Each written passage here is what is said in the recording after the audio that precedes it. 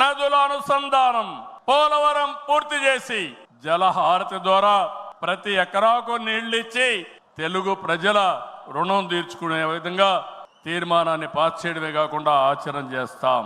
భవిష్యత్తులో వచ్చే green energy, అదే మరి గ్రీన్ హైడ్రోజన్, అదే మరిగా అనేక ఇండస్ట్రీస్ని నాంది పలుకుతాం.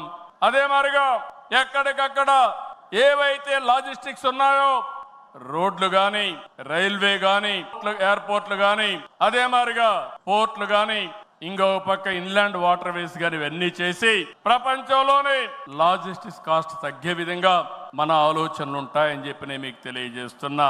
ఇంకో పక్కన మీరు చూస్తే ఆ రోజు నేను హైటెక్ సిటీతో హైదరాబాద్ లో ఐటీ ప్రారంభించాను. ఈ మహానాడు ద్వారా, క్వాంటమ్ వ్యాలీ ద్వారా ఆర్టిఫిషియల్ ఇంటెలిజెన్స్ కూడా ప్రాధాన్యత ఇచ్చి తెలుగు జాతిని ముందుకు నడిపిస్తామని చెప్పి నేను మీకు తెలియజేస్తున్నా.